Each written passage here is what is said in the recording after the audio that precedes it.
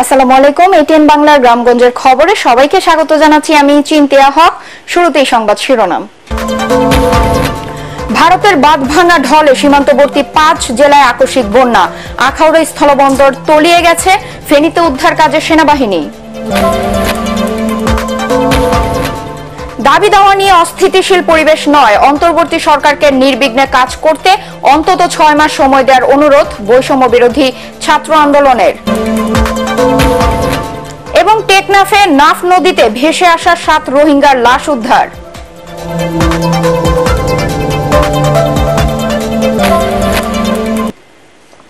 শুনছিলেন সংবাদ শিরোনাম, এবার বিস্তারিত সংবাদ। ভারতে বাঁধ ভাঙা, পাহাড়ি ঢল ও টানা ভারী বৃষ্টিতে ভয়াবহ বন্যা দেখা দিয়েছে দেশের সীমান্তবর্তী জেলা সিলেট, ব্রাহ্মণবাড়িয়া, ফেনী, কুমিল্লা ও নোয়াখালীতে। কয়েক ঘন্টার মধ্যে এসব জেলায় অন্তত ২০০ গ্রাম পানিতে ডুবে গেছে। তলিয়ে গেছে পূর্বাঞ্চলের ব্যস্ততম আখাউড়া স্থলবন্দর। প্লাবিত হয়েছে আগরতলা আখাউড়া মহাসড়ক। ফেনীর পরশুরামে পানিবন্দী কয়েক হাজার মানুষকে উদ্ধারে অভিযান শুরু করেছে সেনাবাহিনী। ব্রাহ্মণবাড়িয়ায় পানিতে ডুবে এক গৃহবধূর মৃত্যু হয়েছে। প্রতিনিধিদের তথ্য ছবিতে জানাচ্ছেন তামান্না জেনিফার। গত মাসে হবিগঞ্জে খোয়াই নদী ও জালালাবাদ নদীর বাঁধে প্রথম ভাঙন দেখা দেয়।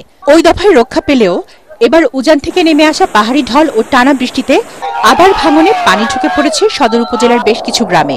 এদিকে নদী ভাঙনের কারণে তলিয়ে গেছে সদর উপজেলার কয়েকটি গ্রাম।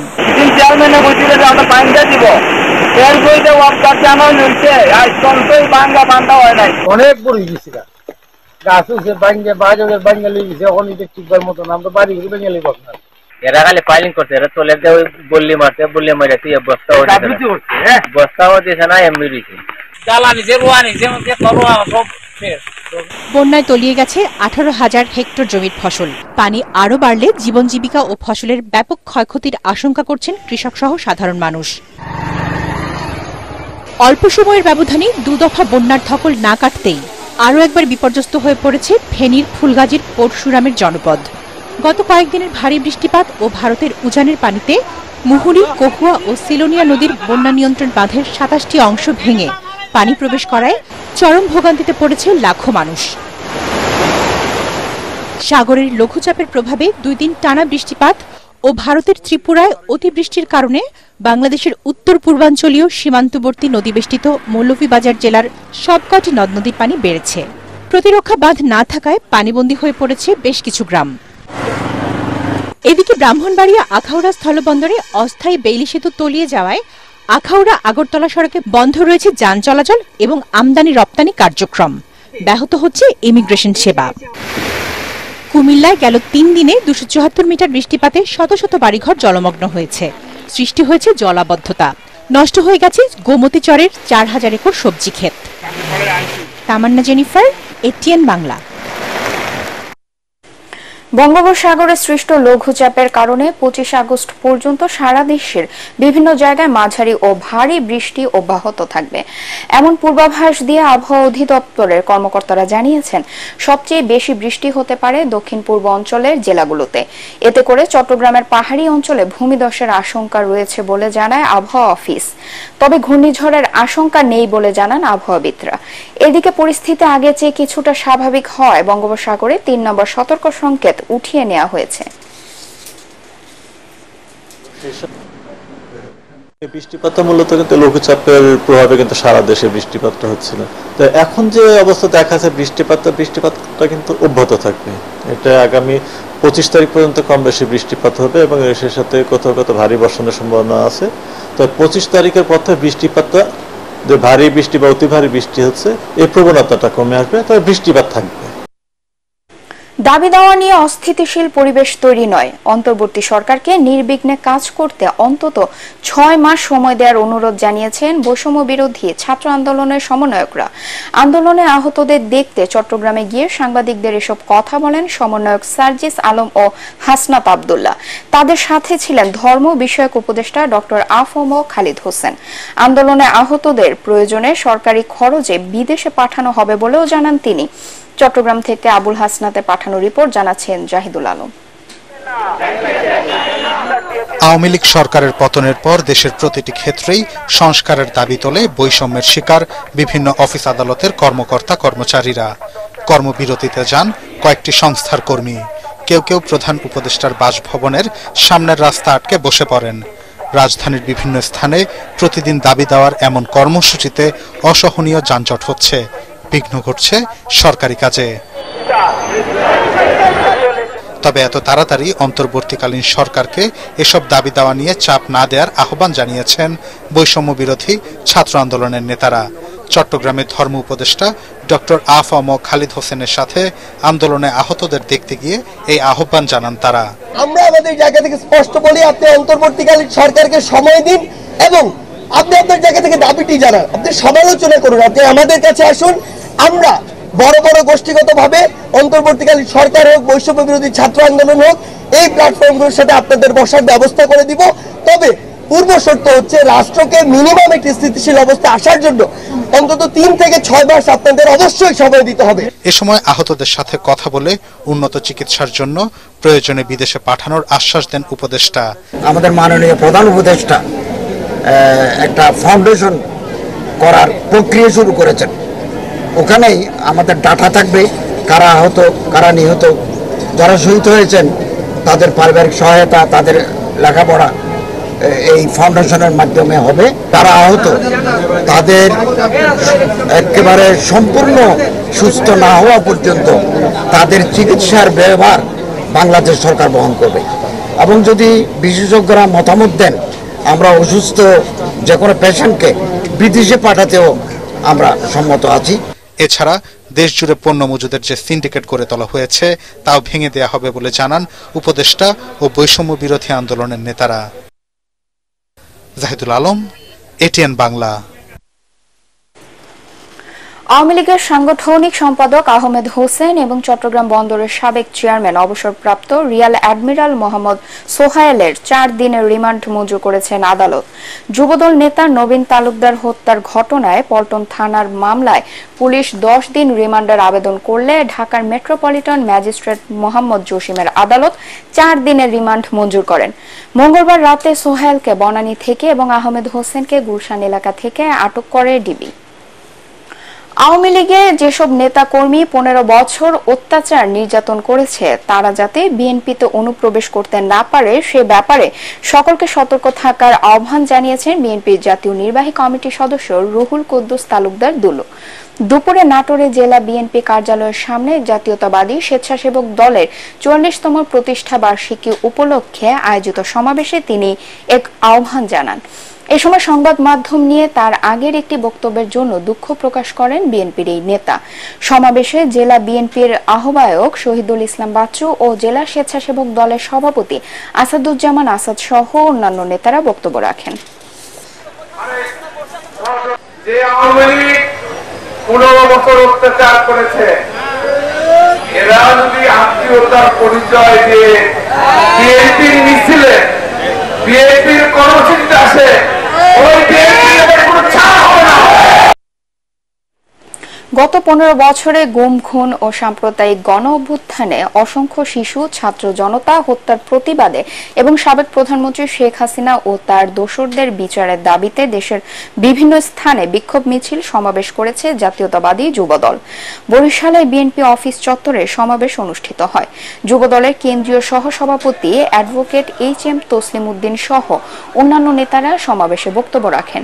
ময়মনসিংহের টাউন হল চত্বরে সংক্ষিপ্ত সমাবেশ শেষে যুবদল নেতাকর্মীরা বিক্ষোভ মিছিল নিয়ে নগরীর বিভিন্ন সড়ক প্রদক্ষিণ করে। মিছিল পূর্ব সমাবেশে অন্যান্যদের মধ্যে বক্তব্য রাখেন দক্ষিণ জেলা যুবদলের সভাপতি রোকনুজ্জামান সরকার রোকন ও সাধারণ সম্পাদক অ্যাডভোকেট দিদারুল ইসলাম রাজু। সাবেক প্রধানমন্ত্রী শেখ হাসিনার বিচারের দাবিতে মেহেরপুরে মিছিল করেছে জেলা যুবদল। জেলা যুবদলের সভাপতি জাহিদুল হক জাহিদ ও সাধারণ সম্পাদক কাউসার আলী সহ বিপুল সংখ্যক নেতাকর্মী মিছিলে অংশ নেন। সাবেক প্রধানমন্ত্রী শেখ হাসিনার শাস্তির দাবিতে জামালপুরে বিক্ষোভ মিছিল করেছে জেলা যুবদল। দলীয় কার্যালয় থেকে বিক্ষোভ মিছিল বের হয়ে শহর প্রদক্ষিণ করে বকুলতলা চত্বরে গিয়ে শেষ হয়। পরে সমাবেশে বক্তব্য রাখেন জেলা যুবদলের আহ্বায়ক সজীব খান সহ বিএনপি ও অঙ্গ সংগঠনের নেতারা।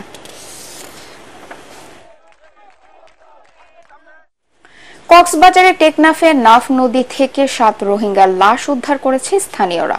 গতকাল সাবরাং ইউনিয়নের শাহপুরী দ্বীপ জেটি সংলগ্ন লেদা এলাকায় নাফ নদীতে ভাসমান অবস্থায় এসব লাশ উদ্ধার করা হয়। মিয়ানমার থেকে পালিয়ে বাংলাদেশে অনুপ্রবেশের সময় নৌকাডুবির ঘটনায় এসব রোহিঙ্গার মৃত্যু হয়েছে বলে জানা গেছে। টেকনাফ 2 বিজিবির অধিনায়ক লেফটেন্যান্ট কর্নেল মহিউদ্দিন আহমেদ বিষয়টি নিশ্চিত করেছেন। মৃতদের মধ্যে 4 জন শিশু, 1 নারী ও 2 জন পুরুষ। পরে লাশগুলো আল মানাহিল ওয়েলফেয়ার ফাউন্ডেশন বাংলাদেশের পক্ষ থেকে দাফন করা হয়। স্থানীয় বাসিন্দারা জানান, গত কয়েক মাস ধরে মিয়ানমারের রাখাইন রাজ্যে মংডু টাউনশিপের মর্টার শেল ও শক্তিশালী গ্রেনেড বিস্ফোরণের ঘটনা ঘটছে। এমন পরিস্থিতিতে টেকনাফের বিভিন্ন সীমান্ত পয়েন্ট দিয়ে রোহিঙ্গা অনুপ্রবেশ করছে। এ সময় পালিয়ে আসতে গিয়ে নাফ নদীতে ডুবে মারা যাচ্ছে কিছু কিছু রোহিঙ্গা। গণমাধ্যমে সন্ত্রাসী হামলার প্রতিবাদে এবং এ ঘটনায় জড়িতদের শাস্তির দাবিতে দেশের বিভিন্ন স্থানে মানববন্ধন ও বিক্ষোভ মিছিল করেছেন গণমাধ্যম কর্মীরা। মেহেরপুরে জেলা প্রশাসকের কার্যালয়ের সামনে মানববন্ধন কর্মসূচি পালন করা হয়। জেলার বিভিন্ন প্রিন্ট, ইলেকট্রনিক্স, অনলাইন ও স্থানীয় পত্রিকার সাংবাদিকরা কর্মসূচিতে অংশ নেন। এ সময় বক্তারা সম্প্রতি কয়েকটি মিডিয়া হাউসে হামলা ও ভাঙচুরের তীব্র নিন্দা জানান। গণমাধ্যমে হামলার প্রতিবাদে পঞ্চগড়ে মানববন্ধন ও প্রতিবাদ সমাবেশ অনুষ্ঠিত হয়েছে। দুপুরে পঞ্চগড় শহরে শেরেবাংলা পার্ক, কেন্দ্রীয় শহীদ মিনারের সামনে জাতীয় মহাসড়কের পাশে মানববন্ধন অনুষ্ঠিত হয়। মানববন্ধন ও প্রতিবাদ সমাবেশে পরিবেশ আন্দোলন পঞ্চগড়ের সাধারণ সম্পাদক আজহারুল ইসলাম জুয়েল, সিনিয়র সাংবাদিক শহীদুল ইসলাম শহীদ ও পঞ্চগড় প্রেস ক্লাবের সাবেক সভাপতি শফিকুল আলম সহ জেলার সাংবাদিকরা অংশ নেন।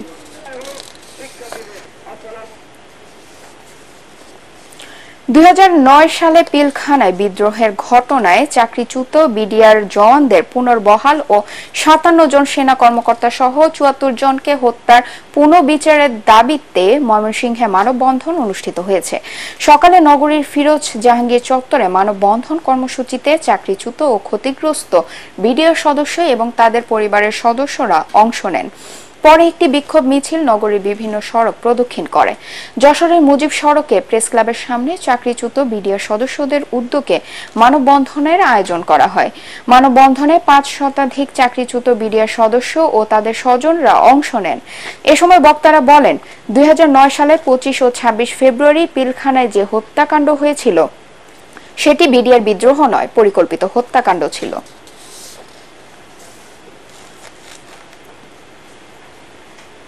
মেডিকেল অ্যাসিস্ট্যান্ট ও ম্যাটসরা ডাক্তার লেখার সিদ্ধান্তের প্রতিবাদে কর্মবিরতি ও মানববন্ধন কর্মসূচি পালন করেছেন খুলনা মেডিকেল বিশ্ববিদ্যালয়ের ইন্টার্ন চিকিৎসক ও শিক্ষার্থীরা। মেডিকেল কলেজ হাসপাতাল চত্বরে মানববন্ধন কর্মসূচি পালন করেন তারা। এ সময় বৈষম্যের শিকার চিকিৎসক, নার্স ও কর্মকর্তা কর্মচারীদের পদোন্নতি, পদায়নের দাবিতে কেন্দ্র থেকে ঘোষিত লং মার্চ টু বিএমডিসি কর্মসূচির সাথে একাত্মতা প্রকাশ করেন তারা।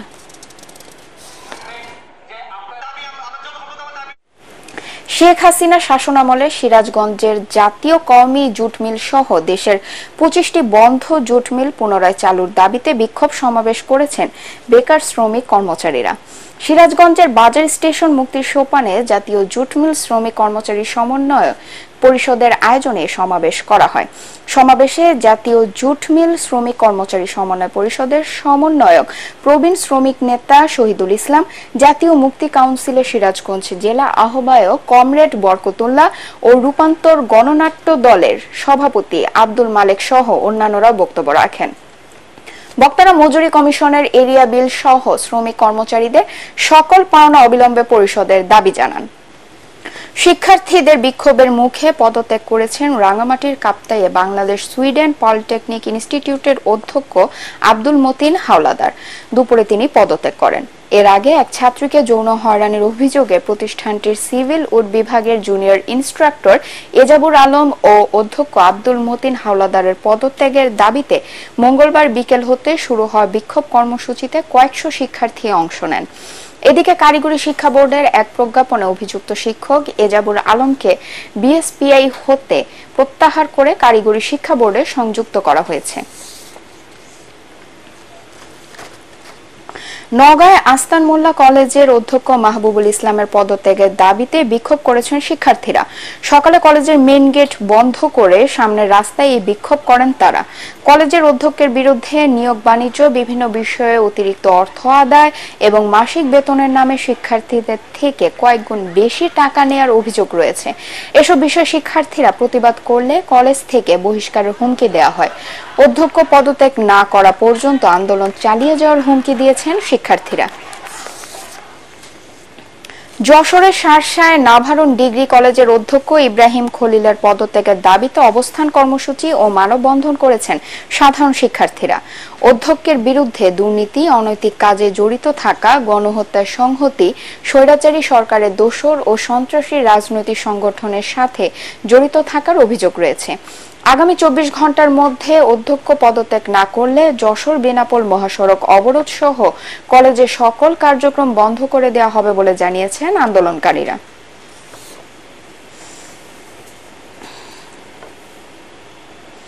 পরবর্তী সংবাদ দেখার আমন্ত্রণ জানিয়ে এখনকার মতো শেষ করছি।